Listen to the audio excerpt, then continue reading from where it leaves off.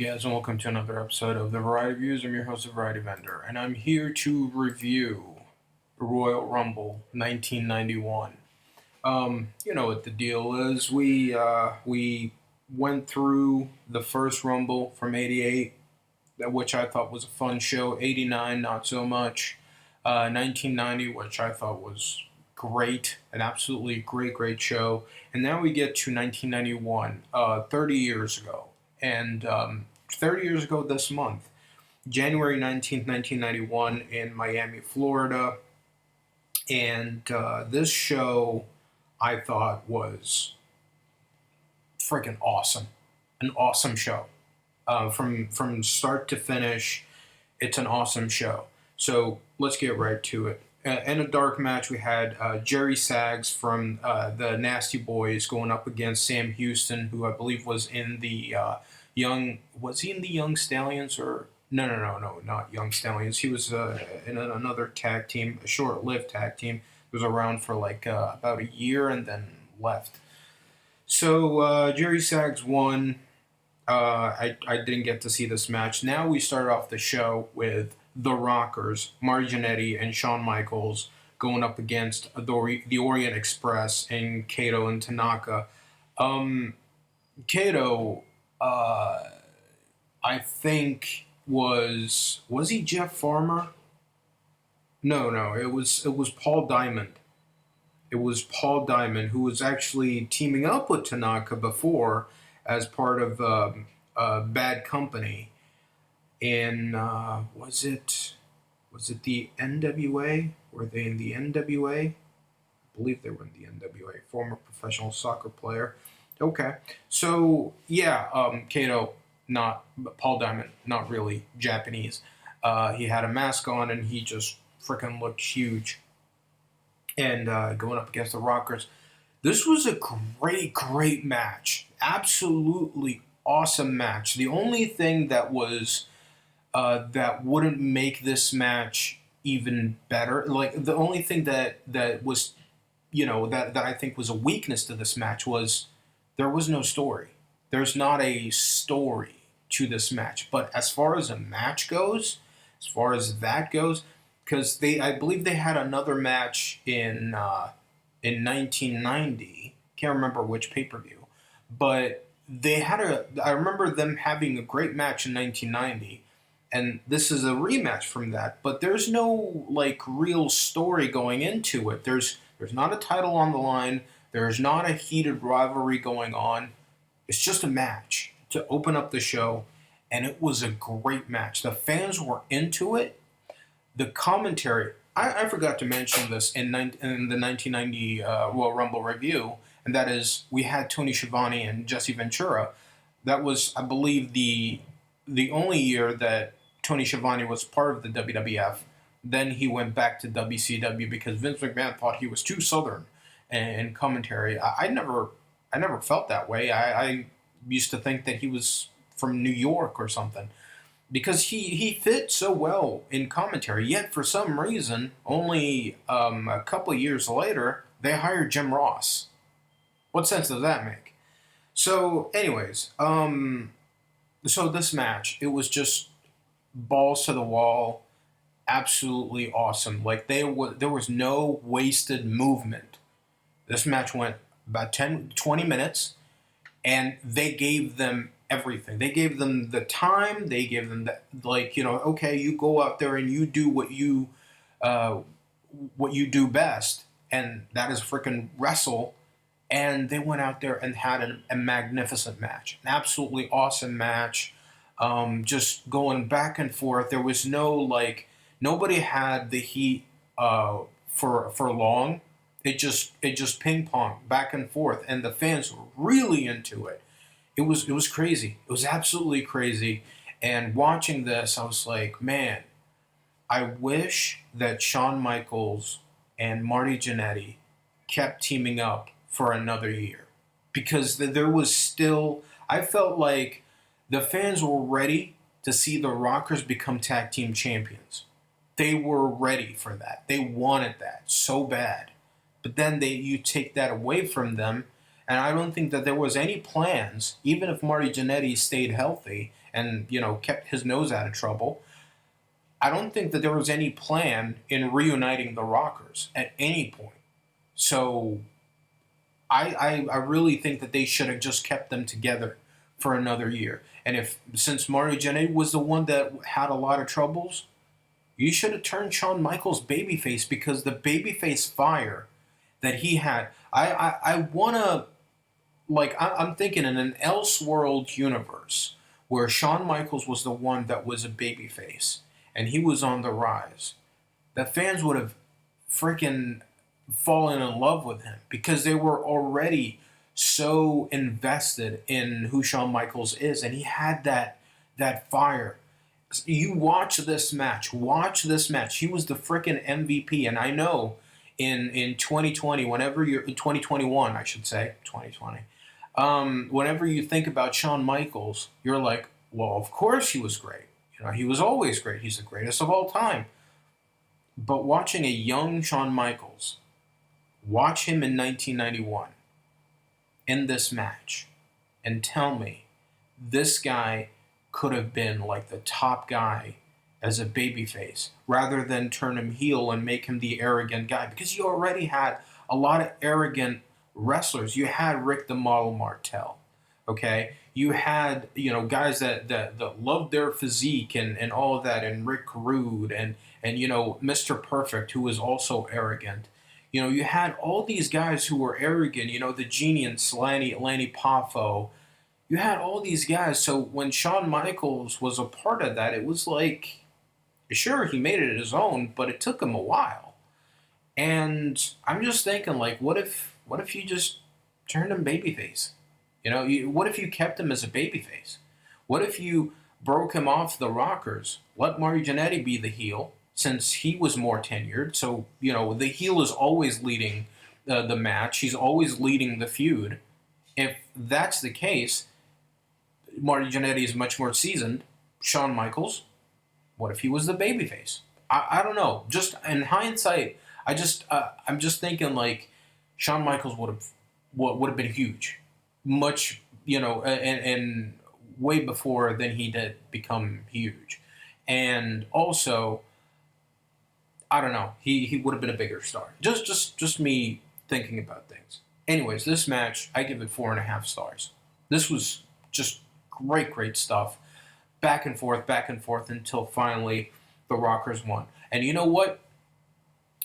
Like, there was not a moment where the babyfaces looked dumb. And I love that. Where they're smart, where they're working smart. The Orient Express are bigger dudes, so the Rockers had to rely on their speed a lot. So it worked. It worked so well. Double team moves from the Rockers. The Orient Express trying to cheat as much as they can, but not too much. Not too much. There was not too much cheating. It was they had a much more physical style, and Tanaka was freaking magnificent in this match. So, kudos to both teams.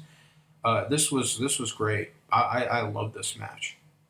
Definitely one of the best openers of all time. Of all time. I give it 4.5 stars. Maybe like 4.75. But again, like if there was a story, I would definitely give it 5 stars. But there's there's that extra that you needed for this match. So after that, we got what did we have?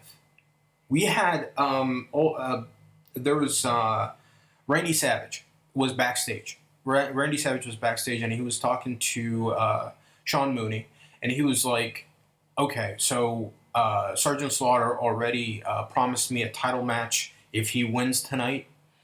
Now, Sensational Sherry is going to go to Ultimate Warrior, and she's going to, get the same deal from him. Where if Ultimate Warrior retained his championship, I get a title shot, and because I am the real world champion, and now, then, and forever, past, present, and future, I will always be the WWF champion."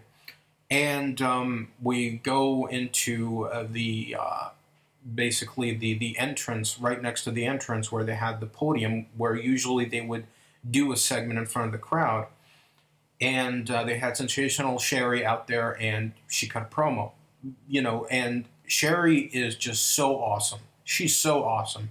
And letting the viewer know what's going on and what the storyline is all about, and like and not make it boring. And she's such a good promo, such a really good promo. She's very, very underrated. People usually would say like, yeah, she was a great manager, yeah, she was, but they never specify what what was she good at. Usually she's like, oh, she had the weird look and she had the extravagant outfits and all of that, but never talk about her promos. She was always a great promo. Even like starting up, I would watch like old videos of her in like the mid 80s, and I would be like, man, she had it. She always had it. Sure, she was a decent enough wrestler. She wasn't a great wrestler, but her, the best thing about her is her promos and the way that she would like talk about things, and she would get under the fan's skin, and it just, and also she would give a lot to the babyface, so much so that the babyface looks even better whenever he shuts her down, whenever he talks down to her, or makes her shut up, or or stifles her or whatever. The fans eat it up. And usually when it comes to Ultimate Warrior promos, you're like, oh, look at the veins, look at the muscle. When I was a kid, I always loved the Ultimate Warrior. To this day, I love the Ultimate Warrior. Watching old videos of the Ultimate Warrior, I always like enjoy it. But as I grow older, I start to see the flaws because I've seen pretty much everything that he's ever done. So like whenever you're watching things back and over and over again, you're like, wait a minute, there's something about that I don't like. The way that he does things, whatever, like in the ring and stuff like that. But he knew what he was capable of, at the very least. And the other thing is that usually people would talk about his promos being like outrageous, and sure they were, and sometimes it doesn't make any sense and blah blah blah. Sure, okay. Sometimes you don't know, the verbiage, but you got his point. That's the whole thing. You got his point. You got what he was going for. And him going with that weird verbiage and mannerisms, the whole part of the character. That's what made him the Ultimate Warrior. That's why the fans loved him. And then when he came out with the jacket, pretty much like a NASCAR jacket, and got into the ring, and not in the ring, on the podium, and Sensational Sherry, she's been talking for like 8 minutes or 10 minutes or whatever, but you didn't feel the time. I did not feel the time. At no point did I look at the watch or anything. I was like, man, she's so great. She's just so great. And it took me back when I was a kid and I was just hating her. I was like, I hate her. But and now I'm looking back and I'm like, man, she was good. How that's talent. That's talent right there. So she talked to the Ultimate Warrior, and she was pretty much begging him to give Randy Savage a shot at the championship if he does indeed retains. And there was a lot of there was a lot of innuendos and teasing and stuff like that. So they were really pushing the envelope on the PG, with her grabbing his chest and taking off his jacket, and she's like, oh my god, you got such a beautiful body. And then she kisses him, and this is an all-time great segment. This is an all-time great segment. And like I said before, we had that in the first Rumble with the contract signing, which was an absolutely all-time great segment. '89 Rumble, we didn't really have that. We had the pose down. 1990, we had the Brother Love and Sapphire, Sensational Sherry, Dusty Rhodes, segment. And here we have this all time great segment. And it was, like I said before, Sensational Sherry begging Ultimate Warrior. She kisses him, and then she gets on her knees. There was like this kind of implication to what you wanted to do. The adults and the fans are, with their sophomoric, mindset, are like, ooh.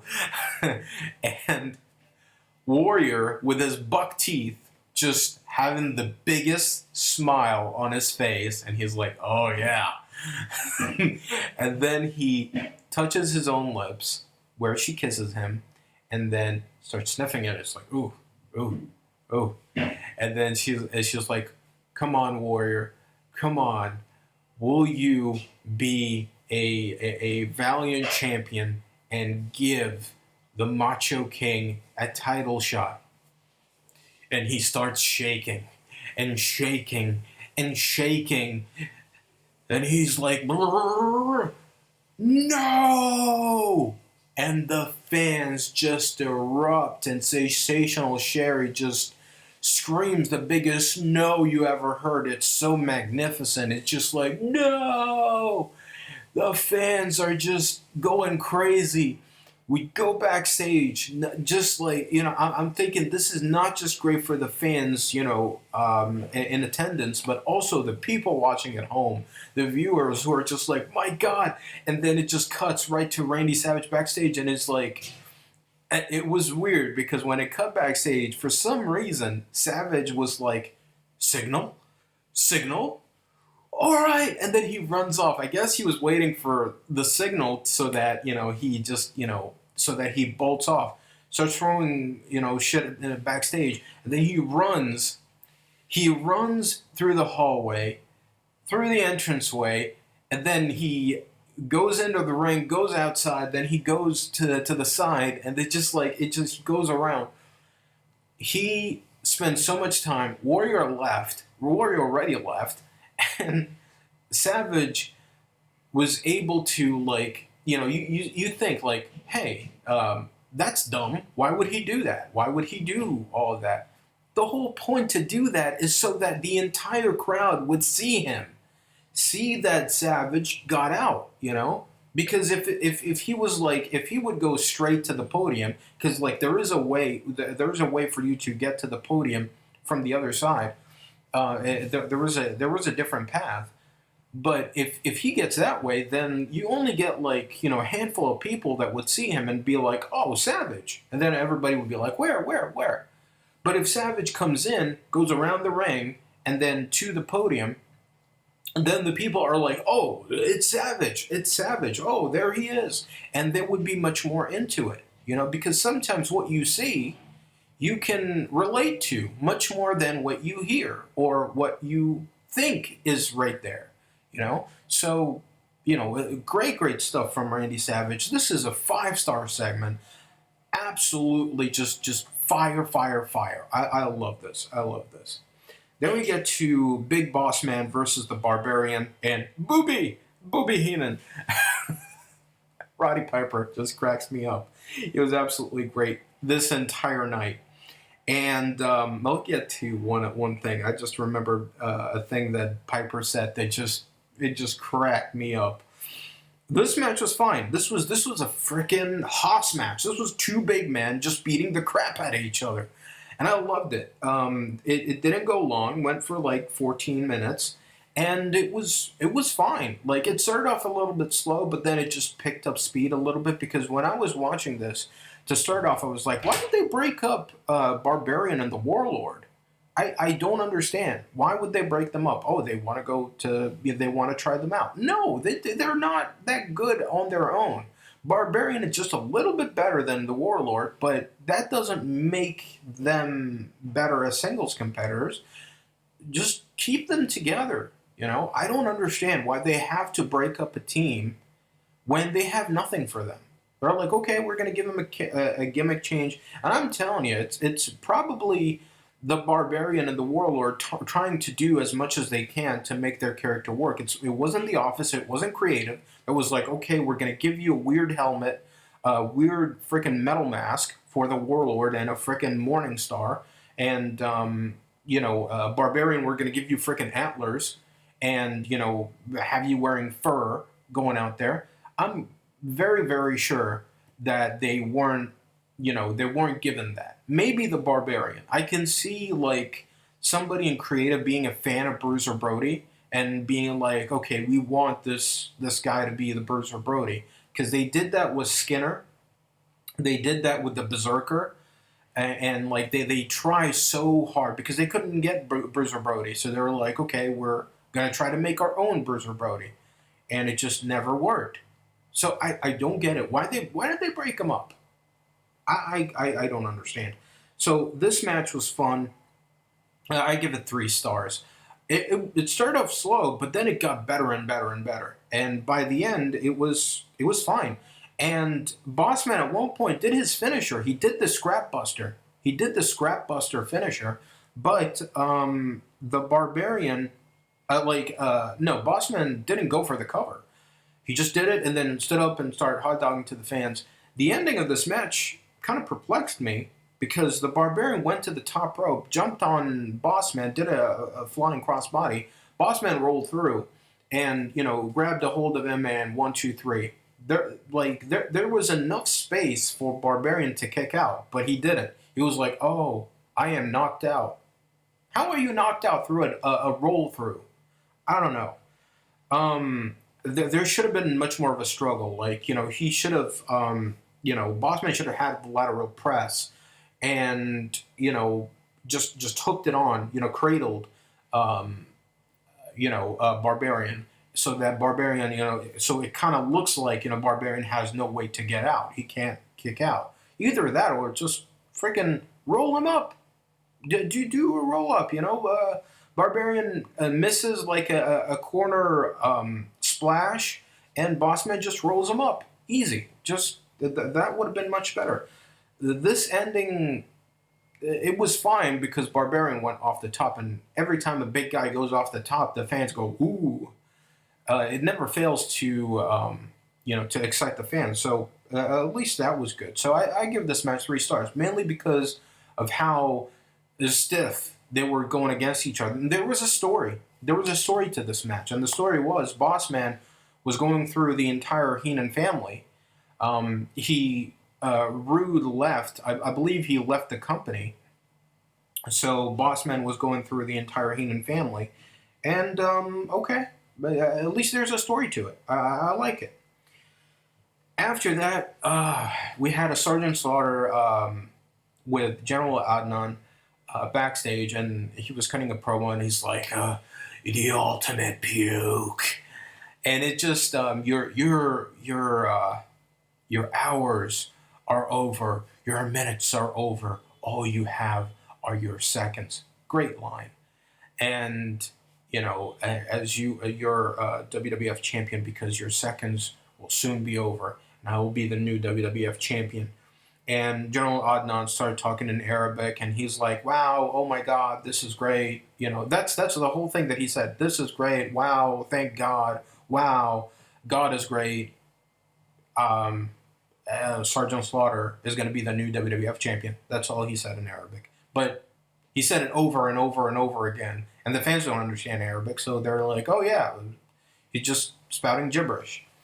So after that, we got Sergeant Slaughter versus the Ultimate Warrior for the WWF Championship. Well, before that, we had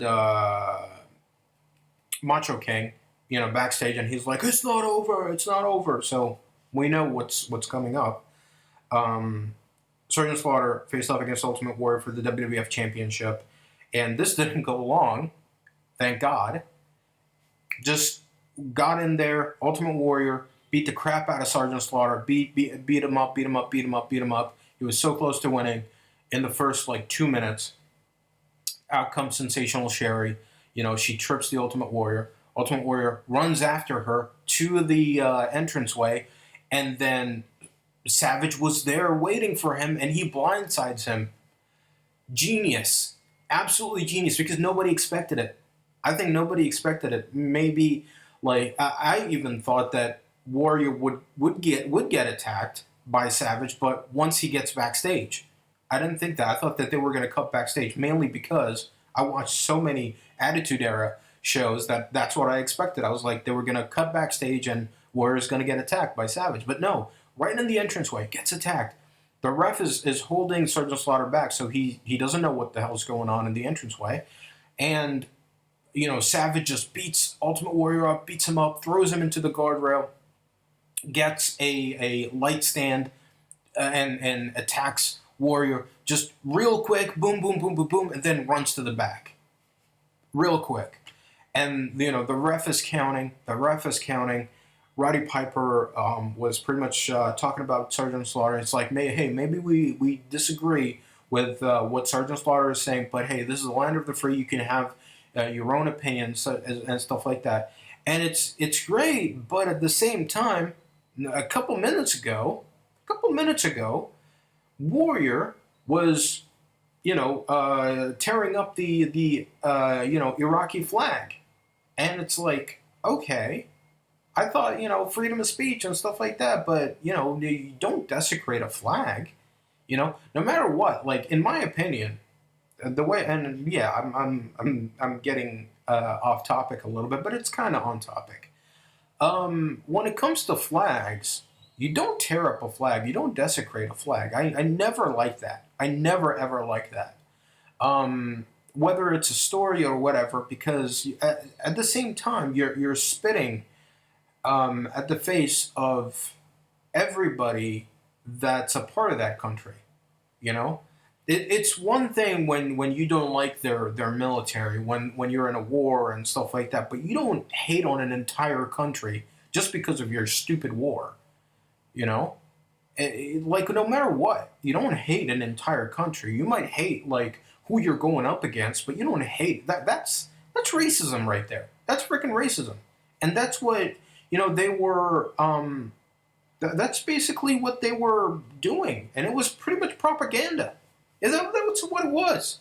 The U.S. is so great. The U.S. is so great, and it's just, while spitting at the face of, like, other countries.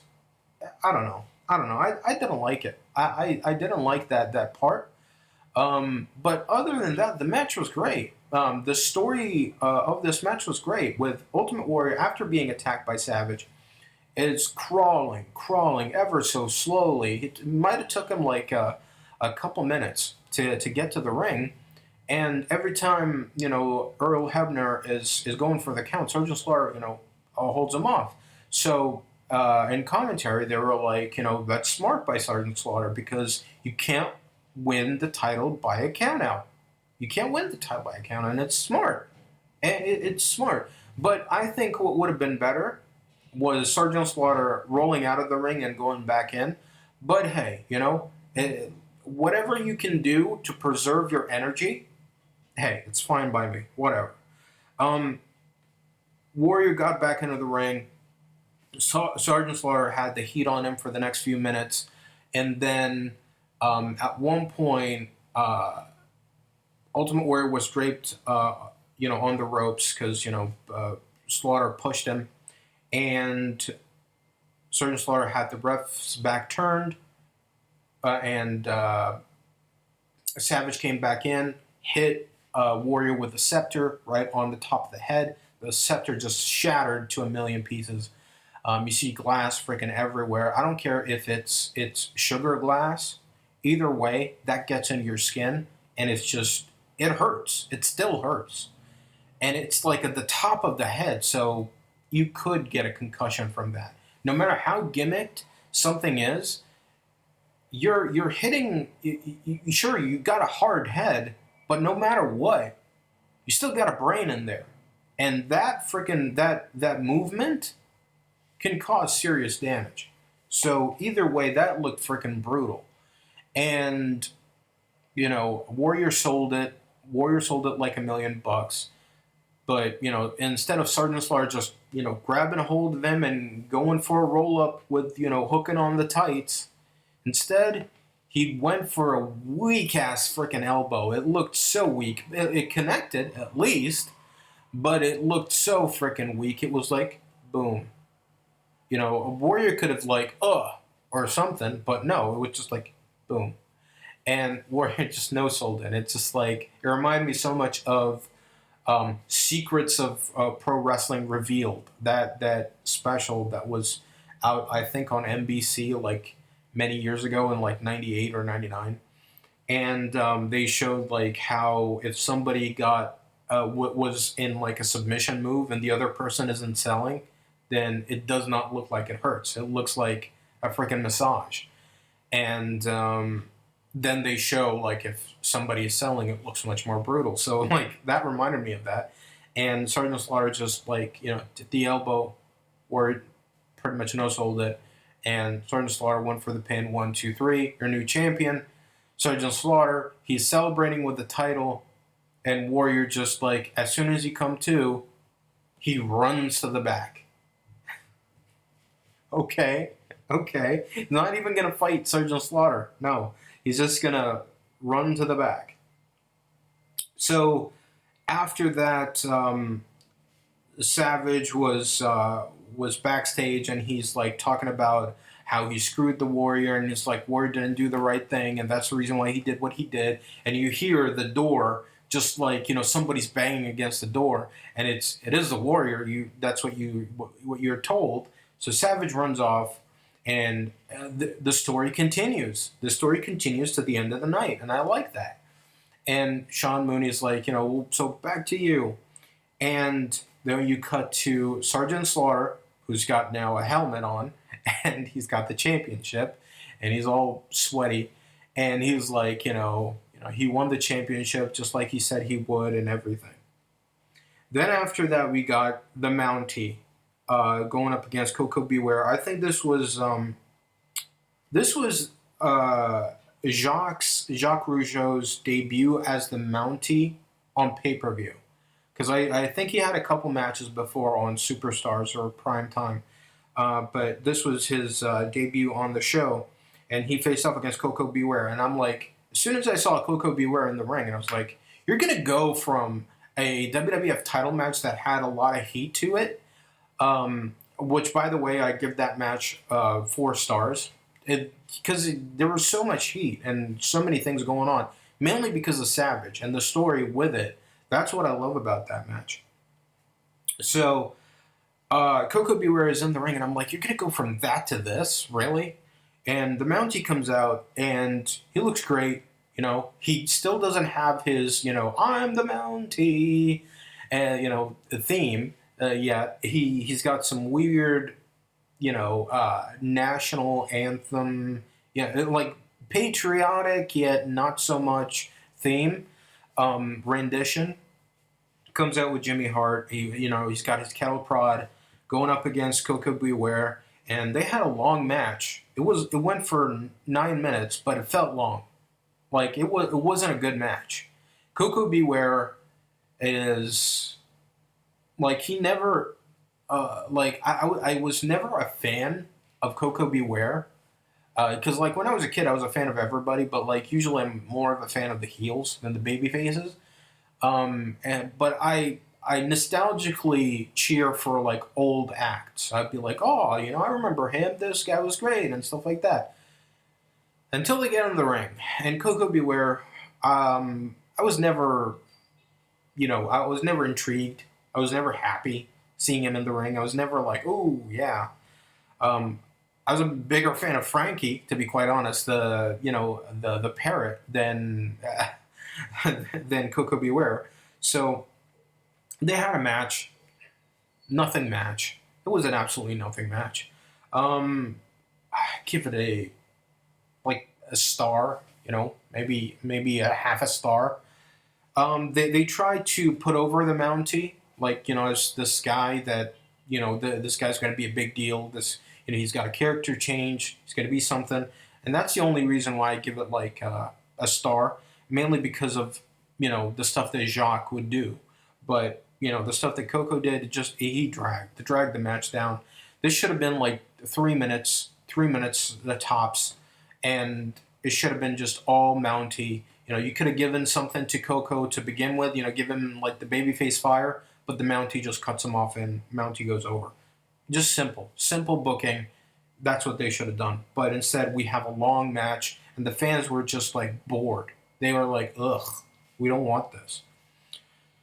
And after that, we got a promo backstage with Ted DiBiase, and he's got Virgil on his side, and the story being that Ted DiBiase is like, for the past few weeks, Ted DiBiase has been talking down Virgil, and he's like, yo, you're a servant of mine, money buys everything, so I bought a bodyguard, and now I got a tag team partner, and money buys everything, pretty much. And you see the look, say what you want about Virgil, but this was peak Virgil.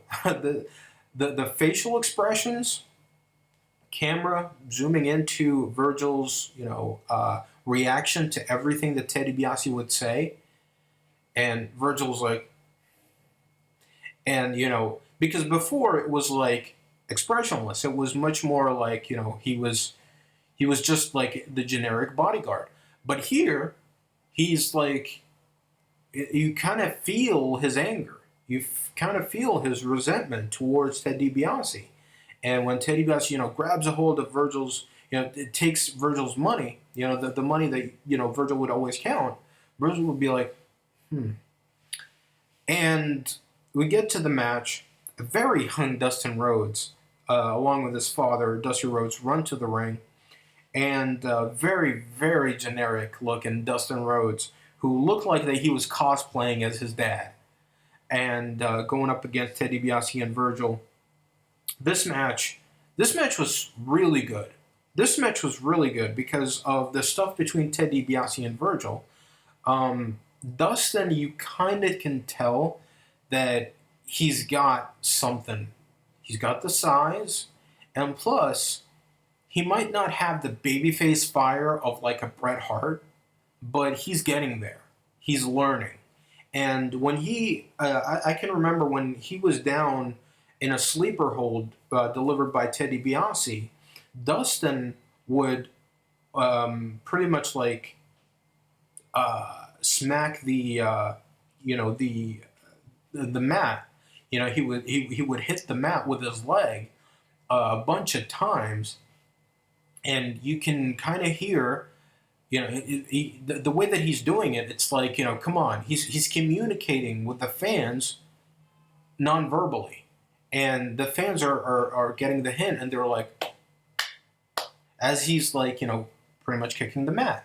And he's like, and the fans are just going. And so, like, at least Dustin is sort of getting it. He's getting there. He's getting to that point. And Teddy DiBiase, talking down to Virgil every chance he gets. Anytime Virgil, gets hit or gets pushed around, that's when Teddy DiBiase is like, hey, well, what the hell? I bought, I bought you and stuff like that. So come on, go out there and show me what you got. And, the ending is Virgil's got Dustin, he's got a hold of Dustin. And, well, no, Teddy DiBiase had a hold of Dustin, and Virgil was supposed to clothesline. How is that supposed to work? Shouldn't you go for like a punch? Because if you're going for a clothesline, you hold him to the side, or just grab a hold of his legs or something. But no, he's got a hold of him from the back, kind of like a double underhook. And Virgil goes for a clothesline. Dustin ducks, and he hits Ted DiBiase, and he's like, "Oh, what did I do? Oh my God." Okay, whatever. I'm going back to my corner. Okay. And Ted DiBiase grabs a hold of Virgil, freaking chops him a couple of times, throws him out to the ring, outside of the ring. And, him and Ted DiBiase and then Dustin tags in Dusty. Then Dusty and Ted have have a little bit of a back and forth, ends up with Teddy DiBiase rolling up Dusty Rhodes for the 1, 2, 3, and that's pretty much the match. Like the match itself was nothing much to write home about. Like the work rate is fine, but the story is what carried it. That's what carried it, I thought. And at the end, after the match, you don't see the Rhodes at all. And I think this was the last we got to see of the Rhodes in the ring for a long time, until Dustin got back a few years later as Goldust, and Dusty was back in, I believe, '04, '05, something like that, until he got inducted into the Hall of Fame, and then we got to see more of Dusty in WWE television. And after the match, Teddy DiBiase and Virgil had a very iconic segment. Um, Definitely the peak of Virgil. Definitely the best Virgil segment ever. And basically, what happened was Teddy DiBiase's like telling Virgil, uh, get my $1 million championship and put it around my waist. And Virgil took his time. He took his time. And that's something that you're not able to really teach. It's not something that, sometimes in wrestling school, they tell you, like, get the most out of the seconds that you're in the ring. Get the most out of it. Take your time. Take your time with something. Let the fans really get into it as much as you can. Tease as much as you can before doing what you have to do. And usually, people that take that lesson, they're like, okay, we understand, yeah, we get it, and then they do it, and it's like it's quick. It's much more quick than you would like it to be. But here, he takes his time, looks around, grabs the championship, holds it up, looks at it.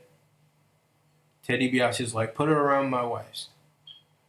Takes his time, let the moment breathe, let the fans get into it, let the fans get louder and louder and louder, looks at the championship, and then he throws it down at Teddy DiBiase's feet. And he's like, what the hell are you doing? What are you doing? Need I remind you about, that you work for me? That I bought you? Need I remind you about your family and your sick mother? And it's like, this is the first time I heard of this. In this show, I should say. Before that, I don't think that in any segment they ever brought up that that's the whole reason why Virgil was Teddy DiBiase's bodyguard, is because of Teddy DiBiase pretty much like paying for, Virgil's family. And Virgil just gets on one knee very dramatically, and it worked. The fans are getting louder and louder. Virgil grabs the belt, gets back up to his feet slowly, and Teddy DiBiase is like, now give it to me. Put it around my waist. I was waiting for him to say, give it to me. Because, Virgil is actually following orders for what happens next. But he did not say, give it to me. He said, put it around my waist. And Virgil looks at the belt, few more valuable seconds are going by, and it's working. It's working. Every second counts. It's looking at the belt, looking up, and then boom.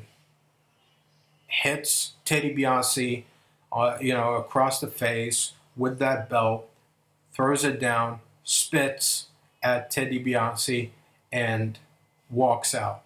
Walks out ever so slowly, and then walks to the back. Not even acknowledging the fans, not even slapping hands, because usually when somebody turns babyface, he's like, oh yeah, you like that? I just became a good guy. But no, just had his hands on his waist, and just walk to the back. as if like, yeah, I gotta do what I gotta do. He just pushed me so far. And I would have liked if this was the last we got to see of Virgil for like 6 months. Because you can really, play with this. And it would have been great if Dusty stuck around, because Dusty being the mentor of Virgil would have made so much more sense. Now, there is a myth. I don't know if it's true, but apparently Virgil was like, even the name Virgil was like a rib on Dusty, him being a slave to a millionaire. I don't know. I don't know. That's like reading way too deep into it. I don't know. I really don't.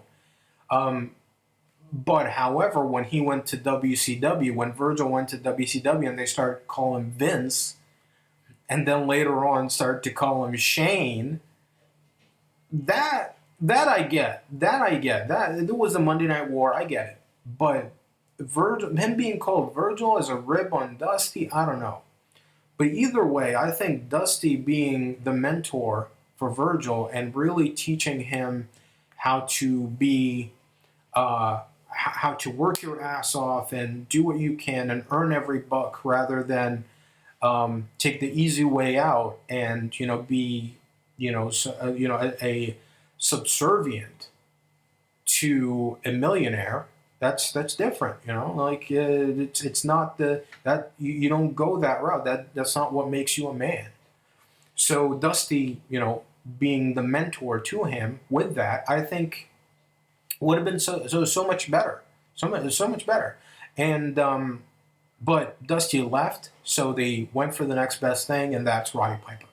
So okay, he either way, Virgil, his stock, rose like a million points. If only he was a good wrestler. That was the only thing that was and if only he was a good promo, because like somebody else could have really benefited from that gimmick, that story, all of that. Somebody that I think that would have been a better Virgil would have been Tony Atlas. I think Tony Atlas would have been a much better Virgil than the Virgil that we got, because he's much more opposing. He's much bigger, so he definitely fit like a glove during the Hulkamania era. So whenever Teddy DiBiase wants, Hogan to be taken care of, Savage, Roberts, whomever, you got this big opposing figure that looks like $1,000,000 in Tony Atlas. I really think that Tony Atlas could have gotten that part, and you would have felt so much for Tony Atlas, because even to this day, he is very like you feel for him. He's very relatable. He has a very relatable look, relatable face, relatable expressions, relatable verbiage. Whenever he talks, you feel for him. You feel his pain. You feel that he got dealt the wrong hand. He just had a string of bad luck. So I really think that Tony Atlas could have really made $1,000,000 out of being the $1,000,000 man's $1,000,000 manager or bodyguard. So there we go. After that, we got Hogan. We got a bunch of promos, for people that are going to be in the Rumble. You got Jake Roberts, you got Smash, you got Mr. Perfect. You got a bunch of dudes, and you got Earthquake. You got a bunch of dudes that cut really good promos that I really, really enjoyed. And Rick the Model Martel looked like, wow. How was he not a main eventer? Rick the Model Martel looked like he was huge. He had a magnificent body. Awesome body. Like, he looked great. He cut a good promo. And I don't know, man. He had it all. He had it all. But for some reason, they never pushed him beyond, upper mid-card. And Hogan cut that promo, that infamous promo that is iconic in a bad way. And he's like, he's talking about Sergeant Slaughter, and he's talking about this, he's talking about that. Mean Gene is like, he's like, just got word that Sergeant Slaughter desecrated the U.S. flag. I guess that was a segment that was cut. You got it in live pay-per-view, but not really, in DVDs or anything. I was watching this on the WrestleMania Anthology, and it wasn't there. So I think Sergeant Slaughter burned the American flag and tossed it in the garbage. Again, I never like that. I never like when you involve countries when it comes to that. Stories can be stories, but don't involve countries, stuff like that. And when flags, because it could start wars. It could start a lot more bloodshed than what you're doing. You're hurting people that way. You're all about entertainment, but you're hurting people with stuff like that. I don't like it. I don't like it whatsoever. So Hogan, cuts the promo, and he's like, and Sergeant Slaughter's reign is gonna be like, and me just like, yeah, I know what you're saying. It's like, yeah, and it's like, Saddam Hussein, what are you saying? And then Hogan is like, like it's just gonna be like Saddam Hussein reign, and like, he's just like, fumbling over his words. But in Hogan's defense, I would say this was a great promo because you got the fire, you got the energy, and him fumbling over his words kind of worked because the guy is beside himself. He is so angry. When you're angry, sometimes you don't make sense. I liked it. I liked the promo. So we get to the main event, and what a main event it was. You still, not as star-studded as the 1990 Rumble, but still you had a lot of stars. You had Bret Hart, who came out at number 1. You had Dino Bravo, still a big enough star. Greg the Hammer Valentine. You had Paul Roma, who was part of Power and Glory with Hercules Hernandez, one of my favorite teams growing up. And the sad thing is, when I was a kid, I never got a chance to see a match that they were in. But I loved them. And the reason why I loved them is mainly because of one Coliseum home video that I watched over and over and over again. And it was a time when whenever you would have a compilation video, there's always a wrestler or a manager, or you had Mean Gene as the host of that compilation video, where they're talking about something, they're doing something. I used to have a beta video of Hogan's best matches, and there was in between segments where him and Mean Gene are training, or him just taking a protein shake and doing stuff, going out there, autograph signings. It was great. One of the Coliseum home videos I had, the hosts of that video were Power and Glory. And I just loved their character. I just loved them. Them working out, and they had this larger than life personality where it's like, come on, Roma, come on, one more for Hercules. And I would love to get my hands on that tape. I don't know where I can find it. It's so great. And the cherry on top of that beautiful cake is at the end you get compilations of their matches where the best moves that they delivered. And one of the moves that they delivered was their finisher, and that was a suplex into Roma hitting a splash off the top rope. And I remember seeing that for the first time. I used to think that was the greatest thing ever. And I would try to recreate that with my friends. We had mattresses in our room, and we would put down our mattresses whenever they would sleep over. We'd have the mattresses down, and then we tried to do that, jumping off stools and chairs and stuff like that. It was so much fun, so much fun. So you had Rick the Model Martel, who looked great. Texas Tornado. We had who was Kerry Von Erich coming out, and the thing is about Texas Tornado, ever since I heard about his fake leg, his matches are like 75% of his matches is me just looking at his feet. Like, which one is the fake one? How is he working this? I'm looking at his footwork rather than his matches. It's very distracting. So that fact alone ruined his matches for me forever. You know. Um, so we had Saba Simba, who was Tony Atlas, and say what you want about his gimmick, but his gimmick was actually his own. He did. He was part of a tribe. He did go to, I believe, Uganda for a little bit. So it's not really racist. It was him, and it was an extension of him. Unlike Akeem, the African Dream, or Kamala, or anybody else.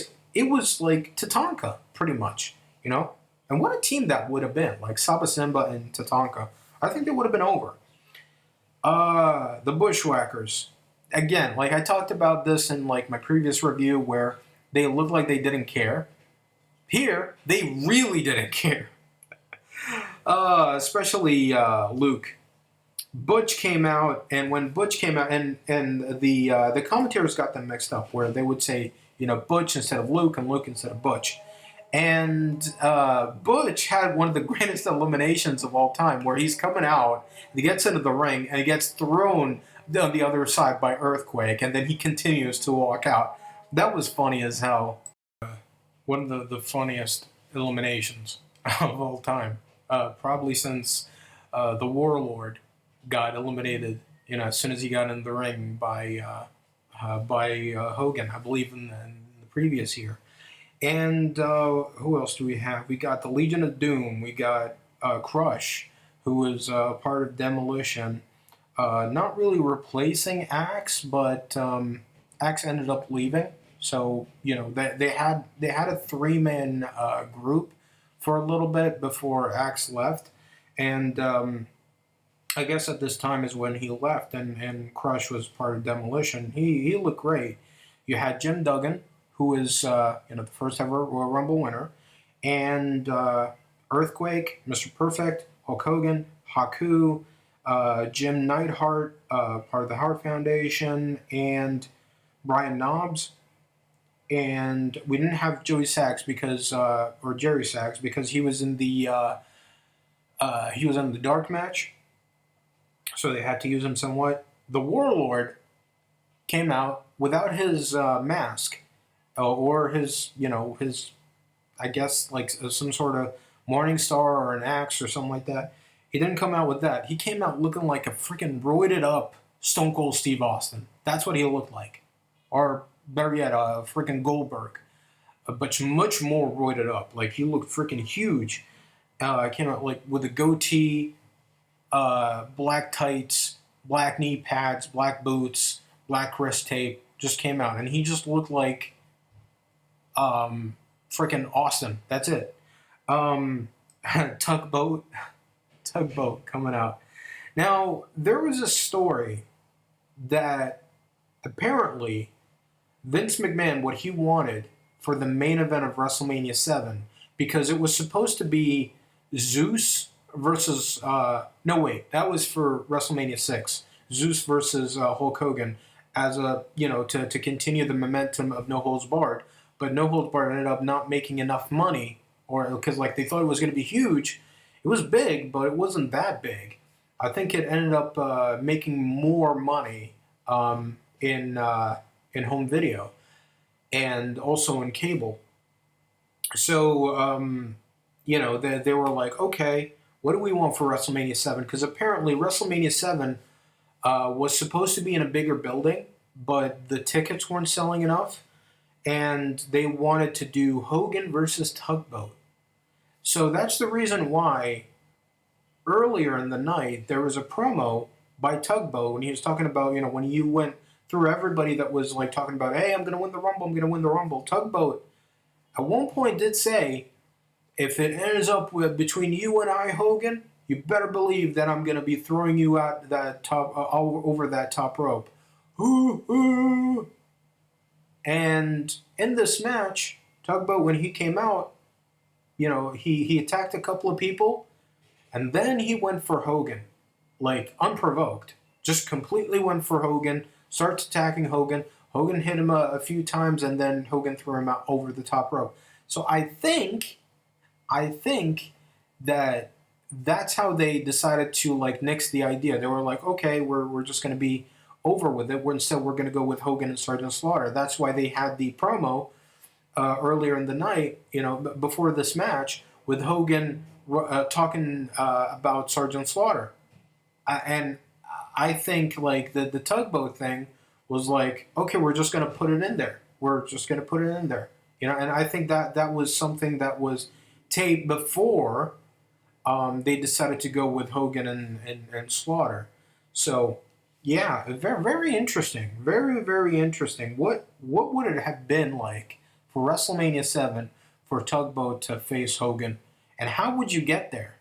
Would it be for the WWF title? Would Tugboat be WWF champion, or would Hogan be WWF champion? Defending his title against Tugboat. What is the idea? And Tugboat was, Fred Ottman was a good worker, but he wasn't that good. He wasn't that good. I think a better spot would have been for Earthquake. Earthquake was way better, and he was much more menacing, and he was much more over with the fans than Tugboat.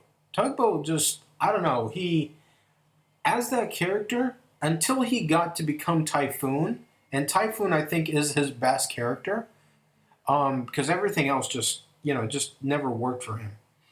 Um, and Roddy Piper is just like, throughout the night, he's just so beside himself, and he's just so into it. He's so into this show. And he's like, oh my God, this is the greatest show. This is the greatest show I've been a part of. And after the Sergeant Slaughter thing, he cut a passionate promo against Sergeant Slaughter. And he's like, hey, now you're the champion.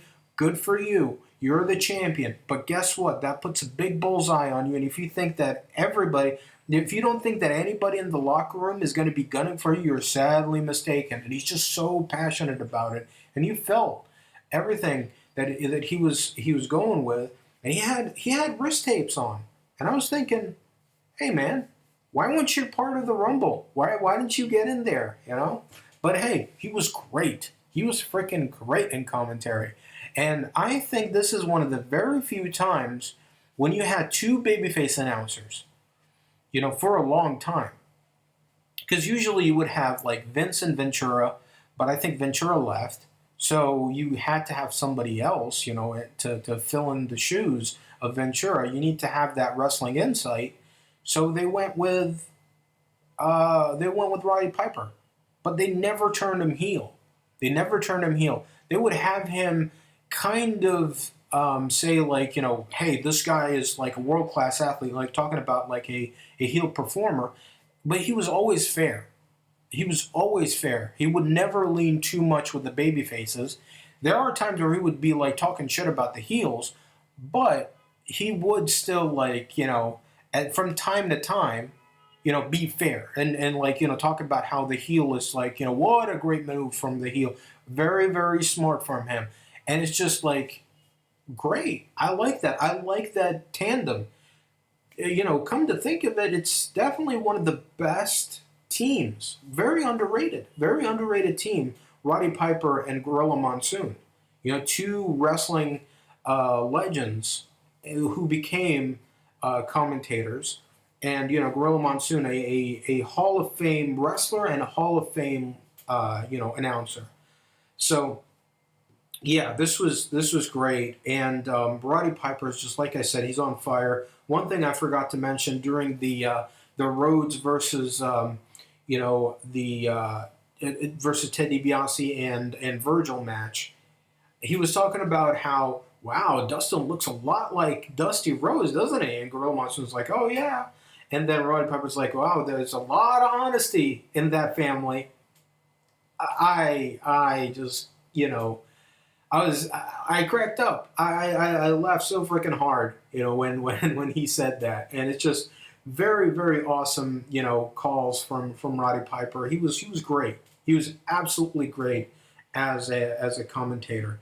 And this match, the Royal Rumble match, it was so much fun. It was so much fun and much better than the 1990 Rumble, I think. Um, because I think that this is the match where they were like, okay, now we know what we got to do. And there were not too many heels, not too many baby faces, and the heels would get the advantage. And sometimes when you have two baby faces go against each other, you kind of can tell. You're like, okay, I can see that happening. When you see like Demolition and attacking, double teaming Hogan, I'd be like, yeah, sure, they're freaking ass kickers. They're not like full on baby faces. They're not total good guys. They're just freaking ass kickers. I like that. I love that. And nobody looked out of place. I think everybody did their job. Although one thing, and this is just a nitpick, but it's a pet peeve of mine during Rumble matches is when somebody is over the top and it's you can tell that the person that's trying in kayfabe wives trying to eliminate the other person is not really trying to eliminate him. He's hooking the leg and he's got a hold of the ropes like Texas Tornado. He tried to do that at one point, tried to eliminate somebody, but he had his hand, and you can tell the camera's right there, and he's holding on the rope, and he's just like, you can tell it's fake. A few seconds go by, and Bret Hart is trying to eliminate somebody, and it's freaking night and day. He's trying to eliminate him, and it looks real. Going this way, like right in the corner, tries to eliminate somebody from one side. It's not working, goes to the other side. It's not working, goes to the other side. It's just there's a lot of movement going on, so it looks real. It looks so real. And Bret looked freaking amazing. More so than any other time, he looked like that he is a freaking single star, that he is right there and becoming a bigger name on his own, ready to break out of the Hart Foundation. He was always great, but I feel like here is where you got to see what he's all about. And just great, great stuff. And maybe like a little bit in the six-man tag from like the 89 Rumble, but I feel and Rick Martel. Rick Martel is the Iron Man of this match. He went like I think like 50 minutes. Let me check. Got in as number 6, stayed there in 52 minutes. And, Monsoon and Roddy Piper kept bringing that up. It's like, wow, forget about arrogance. This guy is all about endurance. My God, he's in there for so long. And they made it seem so, like, legit. And another thing, I remember, like, during an OSW review I watched, like, a couple years ago where they were talking about this review. And there was a lot of things that they were shitting on. And one of them was, like, Gorilla Monsoon's commentary. And, like, during this match, when they started off with Bret and Dino Bravo, and they were like, man, we hate Gorilla Monsoon because when he said, like, when Bret and Dino started, they were like, well, they have no chance in winning. It's legit because, like, nobody before, like, Ric Flair did anybody, like, win at a single-digit number, And the other thing is that they're putting over the Rumble match itself in that, the later that you are in the match, the better chance you have. Like this, like no way you have a chance, But at the same time, Bret has a chance because like he was in there for like 20 minutes and they're like, oh, he's doing really, really well. There's nothing for him to be ashamed about when he got eliminated. And he got eliminated by The Undertaker. So, a very a start. There was a lot of stars in this match. It had a great mix of up and comers and guys that would come to their own, and you had like big names as well. So I don't think that there was any. This was definitely they didn't have any enhancement wrestler in this match. They had a couple of guys that were like, This was the only Royal Rumble that Shane Douglas was ever a part of. And soon after this, he left. He actually left wrestling as a whole. He left wrestling to take care of his family until later on he showed up in Eastern Championship Wrestling. So, say what you want about Shane Douglas, but he is a stand-up guy. Also, in this match, was it number 18? I believe it was number 18. Yeah, number 18 never showed up. And there were a couple of things that was very interesting in this match. One thing, Rick Martel was thrown through the ropes rather than over the top, and a very young Shane McMahon, as a referee on the outside, was counting out Rick Martel. So that's another rule that was never brought up. That if you stay out too long out of the ring, you could get counted out. I like that rule. I like that rule, and I don't understand why they don't use that more often. Because they sometimes want to bring up the idea of like, hey, anybody can win it, even somebody that gets attacked and gets thrown through the ropes and out the outside, and he can wait it out. But I don't like that. I don't like that. I like the match to be contained. I like the whole story to be in the ring, much more so than like doing stuff on the outside. And so number 18, it was supposed to be Randy Savage, but the commentators didn't acknowledge that until the end, until everybody, because they had the run sheet, and like they're like, hey, once we see who number 30 is, then we'll know who number 18 was supposed to be. And when the buzzer hit, nobody came out. Only Animal just peeked through the curtain and then went back because he was supposed to come out in number 19. I guess he got mixed up. But another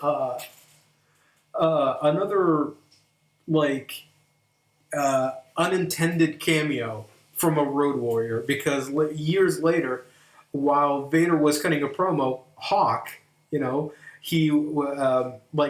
was cutting a promo backstage, in a hallway, and Hawk, was walking out of a locker room, and he's like, "Oh shit, you're cutting a promo," and then walk back into the locker room, waiting for the promo to end. So, kind of same thing here, and later on they figure out, oh, it was Randy Savage, because number 30 was Tugboat. They were like, oh, it's either going to be Tugboat or Randy Savage. We're going to know right now who was supposed to be number 18. Tugboat came out. They're like, oh, okay, so it was Randy Savage. The story of it is that Ultimate Warrior ran him out of the arena. He was chasing him. So it makes sense. The story kept on going from the start of the pay-per-view until the very end. So there was like this whole story that was contained in the pay-per-view, and I love that. And also Savage, he got counted out because he no-showed in his number. So you got 2 minutes, during the 2-minute intervals, that if you don't show up, and if the next number comes out, then you're automatically disqualified out of the Rumble. Great. I like that rule. I wish that rule would keep on going. Many things I love about this Rumble that never gets brought up ever again, in any other Rumble. So, very, great stuff. I love this Rumble. A lot better than the previous Rumble. And at the end, you had Hogan go over. Hogan goes over by last eliminating Earthquake and Brian Knobbs. Why Brian Knobbs? Of all people, why Brian Knobbs? You could have had Tugboat and Earthquake, which would have been seeds planted for an eventual natural disasters team-up. You started them off as heels. That would have been great. You could have had somebody else like Rick the Model Martel, as being part of the final three. You had so many other people to implement into this, but instead you go for Brian Knobbs. So they tried to double team Hogan a few times. Then Hogan just hulks up. He hulks up twice. No sells the Earthquake, or was it called the Richter scale? I don't know. But anyways, Hulk Hogan eliminates them both. and it was great. I really enjoyed this. I really, really enjoyed this. Sure, the no selling, but hey, we've seen that before from Hogan. It's nothing new, and the fans ate it up. They loved it. Hogan eliminates everybody. Um, Not as a feel good ending as the previous year, because when he eliminated Mr. Perfect, the fans just erupted, and you had the iconic moment where he holds up the Hulkamania will live forever.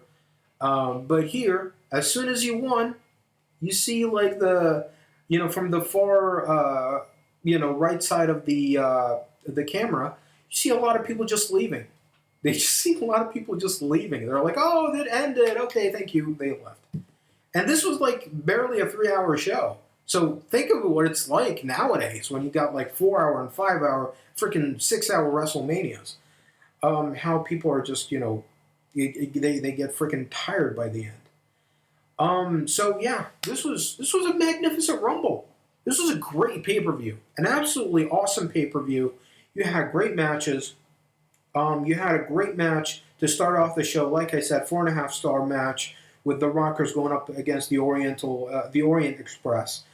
Big Boss Man and the Barbarian, 3 stars. Sergeant Slaughter and the Ultimate Warrior, 4 stars. Great, great match. The Mountie and Coco Beware would give that match like a half a star. Teddy DiBiase and Virgil going up against the Rhodes family. I give this match mainly because of the storyline and all the things going on, with them. Probably give it like 3 stars. I give it 3 stars, especially with the aftermath. The segment afterwards, freaking great stuff with Virgil, 5 stars. But the match itself, I give it 3 stars. And you got the Royal Rumble match, which was like I think it was much better. It was definitely the best Rumble up to this point. I give it 4.5. I give it a 4.5 stars. The same rating as the previous year, but I just think that this match was better booked, and it had different flaws than the first one. But the flaws from the first one they kind of fixed.